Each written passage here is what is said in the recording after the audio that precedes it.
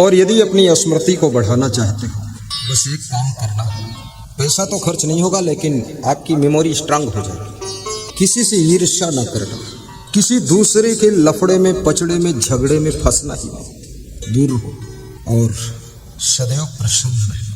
प्रसन्न चेत सो ही आशु बुद्धि पर्युत्तिष्ठति।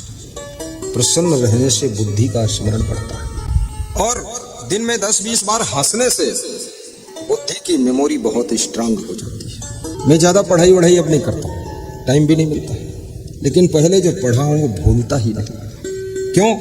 सिर्फ हंसता हूँ, बस हंसता हूँ और प्रसन्न रहता हूँ। किसी प्रकार की हानि तुमको दुख में ढकेल न सके, कोई नुकसान तुम्हारे मन को परेशान न कर सके और कोई भी उपलब्धि तुम्हारे अहंकार को बढ़ा ना सके। अगर ये साधना करना आ गया तो तुम हमेशा प्रसन्न रह सकते हो, हंसते हुए रह सकते हो। और जिसकी स्मृति स्ट्रांग है वो व्यक्ति बहुत उन्नति करता है, बहुत विकास करता है। ये भोलऊ राम से विकास होने वाला है भी नहीं। ऐसे ऐसे भोलऊ राम हैं, मोटरसाइकिल यहाँ खड़ी करते हो, चाबी कन्हारपुरी में ढूंढते हैं जाकर।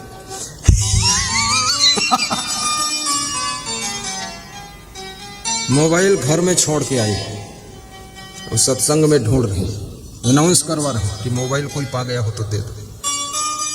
घर में ढूंढो जाकर, फालतू परेशान मत करो, इतना भूलते हो तो।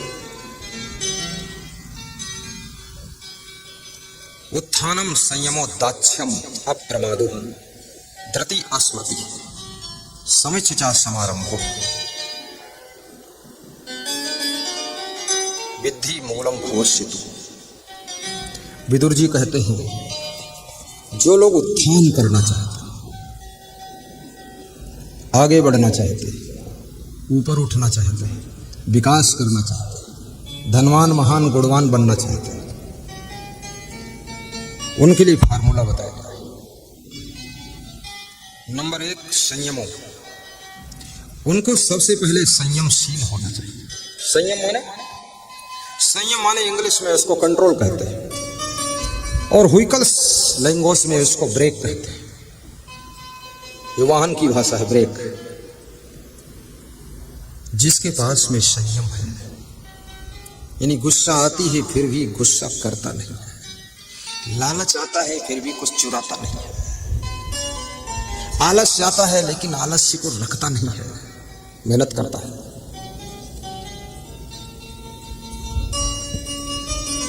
जो अपने मन के ऊपर नियंत्रण रखता है, मन को इधर उधर भागने नहीं देता है, डाइवर्ट होने नहीं देता। जिस लक्ष्य को लेकर के तुम शुभारंभ करते हो अपनी जिंदगी में किसी भी फील्ड में, अगर उस लक्ष्य से तुम्हारा मन डाइवर्ट नहीं होता है, वो लक्ष्य दूर नहीं है, बिल्कुल एक कदम आगे वो लक्ष्य आने वाला हो। और कोई लक्ष्य बनाइए आप, पहली बात शुभ लक्ष्य होना चाहिए, विशेष लक्ष्य होना चाहिए, बड़ा लक्ष्य होना चाहिए। और लक्ष्य को प्राप्त करने के लिए आपका दृढ़ संकल्प होना चाहिए, दृढ़ संकल्प। और उस संकल्प को पूर्ण करने के लिए आपकी प्रतिज्ञा होना चाहिए, और प्रतिज्ञा को सफल करने के लिए आपका प्रण होना चाहिए, और प्रण को पूरा करने के लिए प्राणों की शक्ति लगा देना चाहिए। तो आपका लक्ष्य जरूर प्राप्त होगा। धन्य हो। हमेशा बड़ा लक्ष्य बनाइए। आप अपनी क्षमताओं को जानते नहीं, तुम अपनी शक्तियों से परिचित नहीं, तुम क्या हो तुमको पता नहीं, तुम अपने को साधारण समझते हो। छोटी छोटी चीजों में अपने आप को भूलने से बचाओ। किसी ने आपका अपमान कर दिया, आप दुखी हो गए, तो समझ लो आपके पास में संयम कम है। किसी के दुखी करने से भी दुखी ना होना, ये बहुत बड़ी साधना है। क्योंकि अगला व्यक्ति अपमान और सम्मान अपने ढंग से करता है। आपके दुख की सुख की चाबी दूसरों के हाथ में नहीं होना चाहिए, आपके दुख और सुख की जिम्मेदारी चाबी आपके हाथ में होना चाहिए। ससुराल तुम गए, वहां थोड़ा आदर कम हुआ, तुम दुखी होकर लौट रहे, मन में ये सोच लो, अरे ये तो ससुराल वालों के लिए गया था, मुझे जरूरत नहीं ससुराल। जो जरूरत थी वो चीज तो मिल गई, वाइफ मिल गई, ये लाइफ भर साथ रहेगी। चले गए ताकि वाइफ खुश रहे। सम्मान की भूख में मानापमानी और तुल्य मित्रारि पक्ष। और श्री कृष्ण कहते हैं मान और अपमान ये भी चीजें जिसको प्रभावित नहीं कर पाती। सम्मान की ख्वाहिश रखने वाले लोग अपने कर्तव्य से विचलित हो जाते हैं। आप जिस कर्तव्य को पूरा कर रहे हो, चाहे कोई सम्मान करे या अपमान करे, आप तो अपने लक्ष्य की ओर बढ़ते रहो। और तुम कितना ही अच्छा काम करो, कुछ भी करो, लेकिन कुछ लोग ऐसे मिलेंगे जो तुमको धन्यवाद देंगे। कुछ लोग ऐसे भी मिलेंगे जो तुमसे वाद विवाद करेंगे। कुछ लोग ऐसे भी मिलेंगे जो आपको कहेंगे तेरे से बड़ा नालायक कोई नहीं। याद रखना, सभी लोग आपको अच्छा कहें ऐसा संभव नहीं। कोई अच्छा कहे या ना कहे, सदगुरु श्री अभिलाष साहेब ने लिखा है, अच्छा कहलाने की इच्छा कभी न रखना मन में, किंतु सदा अच्छा रहना मन में, वाणी में, तन में।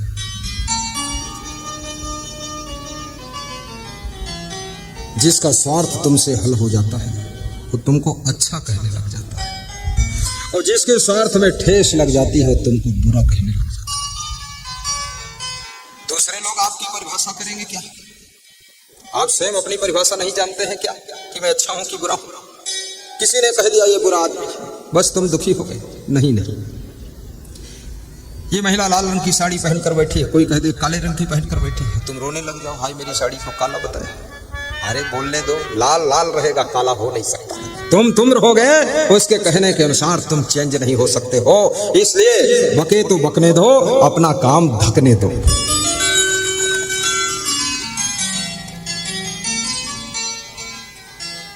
साहिब बंदगी साहिब,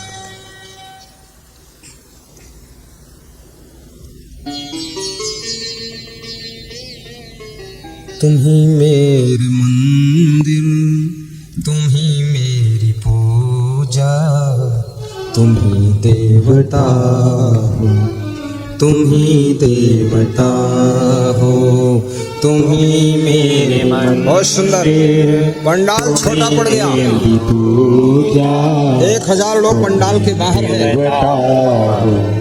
तुम ही देवता हो, तुम ही मेरे मंदिर। कोई चिंता नहीं है, बाहर है वो भी बिछावन पर है, जो खड़े हैं वे सबसे बड़े हैं, जो बैठे हैं वो महान है, जो प्रवचन सुना रहे वो कौन है? साधारण इंसान है। तुम ही देवता हो, तुम ही मेरे मंदिर, तुम ही मेरी पूजा, तुम ही राम मेरे। संत लोग गाते भजन, भजन के लिए नहीं गाता, भजन पानी पीने के लिए गाता। मैं गाना बंद कर देता हूँ, तो संत लोग बंद कर देते हैं। कन्हैया तुम्ही हो, जीवन की नैया की खिवैया तुम्ही हो। तुम्ही मेरे मंदिर, तुम्ही मेरी पूजा, तुम्ही देवता हो, तुम्ही देवता हो। जिधर देखता हो नजर तुम्ही आते, सभी भक्त साधक तेरे गीत गाते। परम भक्त श्री तोखनलाल साहू के घर में मैंने देखा हर दीवार पर गुरुदेव की तस्वीर लगी हुई। जिधर देखता हूँ नजर तुम ही आती, और वही श्रद्धा आज गुरूर की धरा पर धूमधाम से सत्संग करा रही है। धन्य हो तोखनलाल। मैं उनकी पत्नी को भी धन्यवाद देता हूँ कि उसने रोका नहीं, टोका नहीं, ब्रेक नहीं लगाया, ऐसा नहीं कहा तुम कहाँ सत्संग वत्संग के चक्कर में पड़े। उसने और हिम्मत दे दिया कि बुलाओ गुरुजी को। कम पैसे पड़ेंगे, सोना चांदी बेच दूंगी, और पैसे अगर बच गए तो एक गले का हार और बनवाऊंगी। सही बात। बहुत श्रद्धा है। इतना खर्चा, इतना चर्चा, और मन खुश बहुत है। कोई चिंता नहीं है कि इतना खर्चा होगा, मन बहुत प्रसन्न है। बेटे भी उनके महान हैं। दोनों बेटे राम लक्ष्मण की तरह सेवा में लगे। उनके मित्र भी महान हैं, दौड़ दौड़ कर सेवा कर रहे हैं। और मित्र कहते हैं कुछ नहीं तो कम से कम मित्रता का अर्थ यही है कि इतना बड़ा प्रोग्राम हो रहा है तो हम भी सेवा करेंगे, मदद करेंगे। शरीर से सेवा तो कर ही सकते हैं। धन्य हो। आओ मेरे पास। तो खनलाल, माला दो। एक माला पहना दूंगा। जिसका माल खर्च हुआ उसको माला पहना। वो ला लो, वो ला।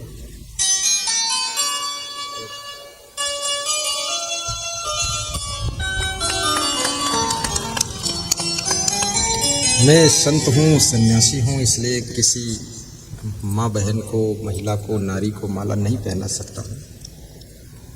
इसलिए मैं उनके पति के द्वारा माला पहनवा देता हूँ।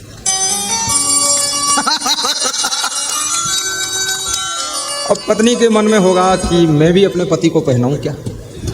आओ इधर आओ, तो पहना दो, बराबर बैलेंस हो जाए, कम ज्यादा न रहे। उनके बेटे पिंटू उर्फ देवेंद्र जी आए। ताली बजा दो उनकी। बहुत मेहनत किया है, जागना भागना जारी है। एक पॉइंट आवाज बढ़ा देना बाबा जी। आओ राहुल भैया। ये छोटा है राहुल, छोटा है, कद में भी छोटा है, लेकिन बहुत बुद्धिमान है। जब मैं बाथरूम तरफ जाता हूँ तो राहुल फट से उधर आ जाता है कि कोई ज़रूरत हो। पूरा अलर्ट रहता है कि गुरु जी के सेवक तो हैं, पर हम भी कुछ कमी ना रहने पाए। ताली जोर से। वाह। पत्रकार मंडल को भी हम धन्यवाद देते हैं। और मैं कहूँगा सब पत्रकार आकर के, न्यूज चैनल वाले चरण छू ले। आओ, आप सबका चित्र छाप करके पूरी दुनिया में फैलाते हो, लेकिन आपका प्रचार परिचय कौन करेगा? वो मैं करूँगा। आइए। ये पत्रकार होने के साथ साथ गुरुदेव के भक्त भी हैं। बहुत श्रद्धा है। पूरा आधा पेज में छापा है सुखद सत्संग। इनका नाम है दीपक देवदास। ये रमेश कुमार जैन, रमेश कुमार चेलक, कुमकुम साहू। वो कुमकुम बहुत खुश है, अरे गुरुदेव का सत्संग भी मिला, आशीर्वाद भी। ठीक है, कोई फल वल है दे दो। ये देखो क्या होता है। इनके द्वारा सूचना करोड़ों में गई है, लेकिन कभी कभी इनको हम सब लोग भूल जाते हैं। इनको भी याद करना चाहिए। इनके अंदर भी श्रद्धा भक्ति है। एक एक संतरा दे रहा हूं। अगर एक ही होगा तो एक में तीनों बांट लेंगे, फिर क्या।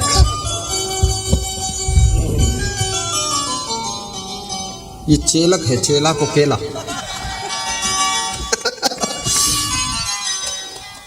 साहिब, बीच बीच थोड़ा हमें रेस्ट भी मिल जाता है, ये भी काम हो जाता है।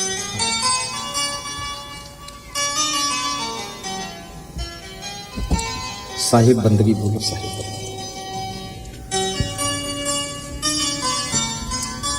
तुम्ही मेरे मन की ये ख्याल आ रहा है, गाइए सब कि जैसे फरिश्ता दरस दे रहा है। तुम्हें देख कर के ये ख्याल आ रहा है कि जैसे फरिश्ता कोई हंस रहा है।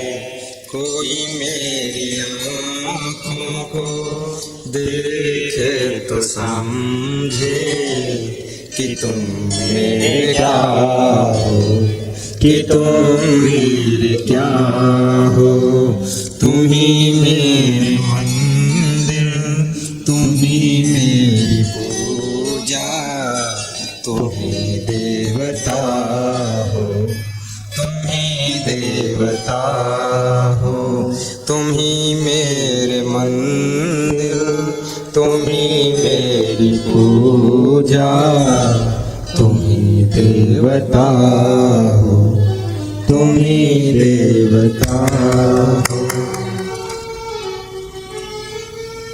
बहुत सुंदर।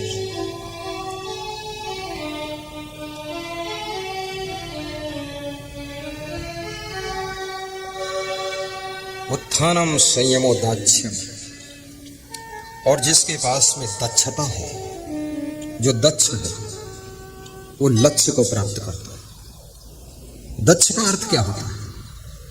दक्ष का मतलब होता है कुशल होना, पारंगत होना, विशेषज्ञ होना, मर्मज्ञ होना, प्रवीण होना, चतुर होना। उस विषय को गहराई तक समझने वाला व्यक्ति पारंगत कहा जाता है। यदि आपके अंदर कुशलता है तो सफलता आपसे दूर नहीं। इसलिए कार्य करने में कुशल बनो। किसी कार्य को करने में टाइम लाश मत करो, समय को हरास मत करो, समय बर्बाद मत करो। कोशिश करो कम समय में कार्य पूरा हो। समय की बचत करो। धन की बचत तो कर लेते हो, लेकिन समय की बचत। धन खो जाएगा तो कल और कमा लोगे, लेकिन समय खो जाएगा तो कभी वापस नहीं पाओगे। बस स्नान भी करो, थोड़ा शीघ्रता से करो। स्नान में भी टाइम पास मत करो। पैदल चलो, तेज चलो, गाड़ी से चलो, धीरे चलो। भोजन करो, आराम से करो।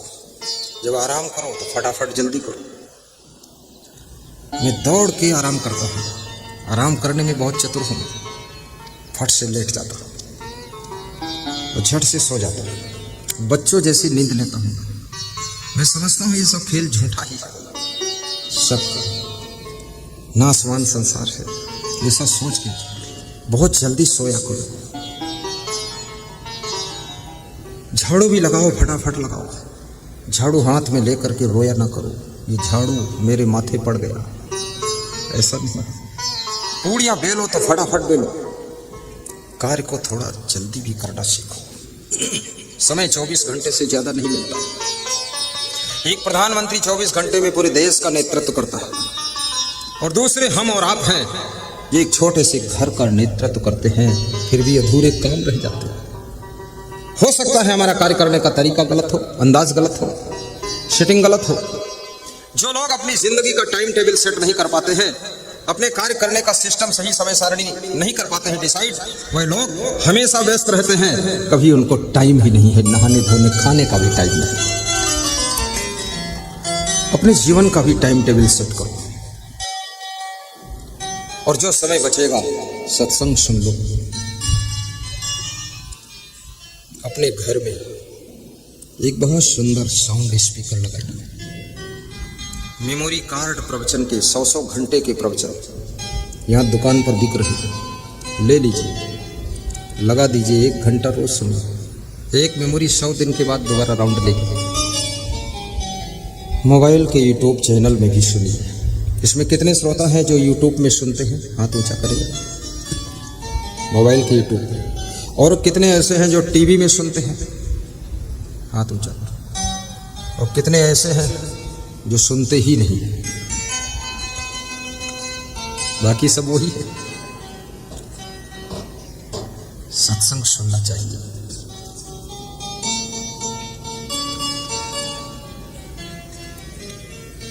सत्संग की गंगा बहती है गुरुदेव तुम्हारे चरणों में। सत्संग की गंगा बहती है गुरुदेव तुम्हारे चरणों में। फल मिलता है सब तेरे तीरथ का कल्याण तुम्हारे चरणों में फल मिलता है। सब तीरथ का कल्याण तुम्हारे चरणों में। गुरुदेव तुम्हारे चरणों में, हे नाथ तुम्हारे चरणों में। गुरुदेव तुम्हारे चरणों में, हे नाथ तुम्हारे चरणों में। सत्संग की गंगा बहते हैं गुरुदेव तुम्हारे चरणों में। बोलिए सद्गुरु भगवान की जय। तीसरी चीज है अप्रमादो। अप्रमादो का तात्पर्य होता है लापरवाही ना करना। किसी कार्य के लिए कर लेंगे, देख लेंगे, हो जाएगा, क्या जल्दी है, सब बन जाता है, ऐसे शब्दों को बोलने वाले लोग सफल नहीं होते। कर लेंगे नहीं, करना ही है, उनको सफलता मिलती है, उत्थान होता है। धृति स्मृति। और चौथी चीज विदुर जी कहते हैं, हे धृतराष्ट्र, जिनके पास में अथाह धैर्य, सब कुछ खो जाने के बाद जिनकी हिम्मत, जिनका साहस, जिनकी प्रसन्नता, जिनकी मुस्कान नहीं खोती है, वह लोग सब कुछ खोया हुआ पुनः वापस प्राप्त कर लेते हैं। इसलिए धैर्य रखो, घबराया मत करो।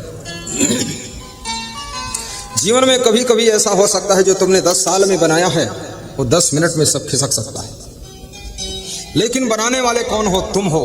अगर तुम सही जगह पर टिके हुए हो तो कितना ही खिसक जाए वो सब फिर वापस आपके पास आएगा। इसलिए धैर्य टूटने मत दो। और धैर्य की परीक्षा संकट में होती है। 4 चीजों की परीक्षा रामचरितमानस कहता है कि जब मनुष्य के ऊपर कोई दुख आता, संकट आता, तब 4 चीजों की परीक्षा होती है। धीरज, धर्म, मित्र और नारी, आपत काल पर रखिए 4। धीरज, धर्म, मित्र और नारी, आपत्ति काल परखिए 4। गाइए ललिता बाई, सभापति है ललिता बाई। बड़ा भाई, आपत्ति काल परखिए 4। धैर्य और धर्म, मित्र और नारी, ये 4 की परीक्षा संकट की घड़ी में होती है। जिस समय तुम निर्धन हो जाओ, बीमार हो जाओ, बिजनेस भी कमजोर हो जाए, बहुत से मुकदमे तुम्हारे ऊपर चलने लग जाए, पत्नी भी बीमार है, बेटा पढ़ने में कमजोर है, उस समय तुम्हारा धैर्य डगमगाने न पाए। थोड़ा सा समय का इंतजार करो, स्वास्थ्य भी अच्छा हो जाएगा, बिजनेस भी फिर से संभल जाएगा, आपकी वाइफ की तबीयत भी ठीक हो जाएगी, बेटा भी अगले साल परीक्षा में फर्स्ट डिवीजन पास हो जाएगा। कभी टिकट नहीं मिला चुनाव में, अपने को नर्वस मत करना, फिर से ट्राई करना। कभी टिकट मिल गया लेकिन चुनाव जीत नहीं पाए, हार गया चुनाव, तो भी दुखी नहीं। कभी चुनाव जीत गए लेकिन मिनिस्टर नहीं बनाया गया, उसके टेंशन में मर मत जाना। और मिनिस्टर बना दिया गया लेकिन पावर नहीं दिया गया, सारा पावर मुख्यमंत्री की मुट्ठी में है। जो मुख्यमंत्री बनता है ना, उसको एक गलत फहमी हो जाती है कि हमारी पार्टी के जितने नेता है, कार्यकर्ता है, सब चोर है, बेईमान है। केवल मैं ही ठीक हूं। सब पावर अपनी मुट्ठी में रखता है। तो जो विधायक है वो भी खाली थैला लिए घूम रहा है, इज्जत बचाता हुआ गाँव गाँव में। लोग कहते हैं विधायक साहब राम राम, मुँह छिपाता है कि राम राम। 3 साल हो गए कोई नहीं हुआ काम, काहे का राम राम।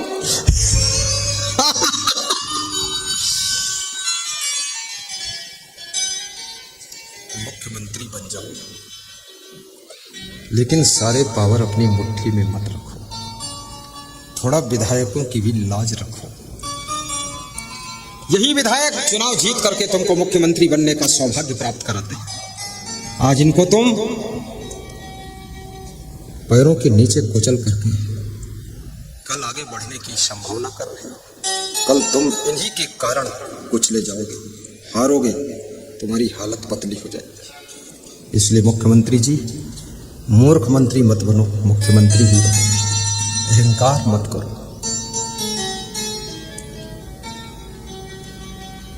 जैसे जो गुरु है, गुरु बड़ा है कि शिष्य बड़ा है? सोचो। अभी यहाँ कुछ लोग गुरु मंत्र लेने के लिए आए थे हमारे पास। कल भी 10-12 लोगों ने लिया है, आज भी लिया है, अभी और लेंगे लोग। सबको गुरु मंत्र मिल जाएगा।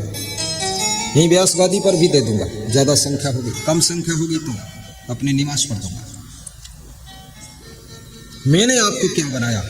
मैं आपको शिष्य बनाता हूं। लेकिन तुमने मुझे क्या बनाया? तुम मुझे गुरु बनाते हो। तो गुरु बनाने वाला बड़ा होता है कि नहीं होता? तुमने तो हमें गुरु बना दिया, तो हम तुमको शिष्य बनाते हैं।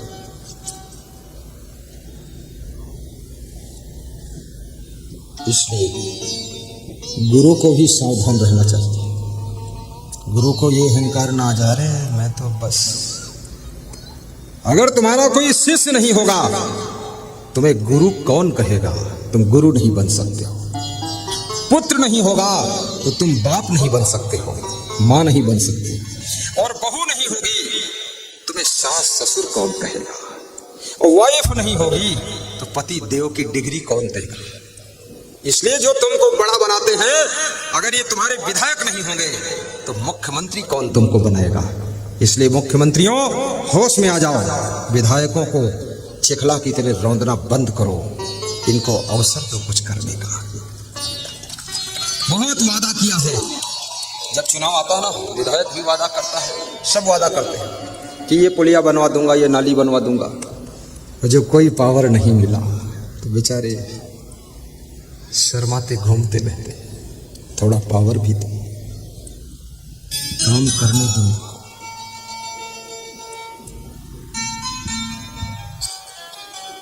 और ये भी याद रखना, कितने बड़े अधिकारी हो जाओ पर अपने कर्मचारी का भी ख्याल रखना। ज्यादातर बहुत बड़ा अधिकारी जो होता ना, रिटायर होने के बाद उसके पास में कौन रहता है आपको पता है? पालतू कुत्ता रहता है और कोई नहीं। तो कुत्ता भी उसका मुंह देख देख कर ऊब गया है कि ये खूसट कुत्ते से ही प्रेम करते। कौन आएगा? जब पावर में थे तो इतना अहंकार से भरे थे कि रिश्तेदारों को भी पहचानना भूल गए थे, मित्रों को भी भूल गए थे। अब पावर चला गया तो रिश्तेदार और मित्र तुमको क्यों पहचानेंगे? क्यों पहचानेंगे? मेरे साथ का पढ़ा हुआ एक विद्यार्थी लखीमपुर खीरी में गाड़ी खड़ी हुई जहां आश्रम हमारा, पीछे से दौड़ कर आया, बोला बाबा जी बाबा जी बाबा जी। यूपी में संतों को बाबा जी कहते हैं। हमने कहा पुत्तूलाल आओ, तो इसके आंसू आ गए आंखों में। तो हमने कहा पुत्तूलाल क्यों दुख हुआ? बोले कहाँ आप और कहाँ हम, कक्षा 8 में साथ में पढ़ते थे। बुद्धि नहीं थी बाबा जी, बहुत मास्टर मारते थे हमको, आप देखते रहते थे, प्रेम करते थे। तुमने कहा क्या करते हो पुत्तूलाल? बोले रिक्शा चलाता हूँ। तो हमने कहा तो रोए क्यों? बोले रोए इसलिए क्योंकि 25 साल बाद तुम मिले और मेरा नाम लेकर तुमने पुकारा। आज तुम तो बहुत बड़े संत हो, आपके पास चरण छूने आने में भी मुश्किल है, लेकिन सड़क पर भी हमको प्रेम कर रहे हो।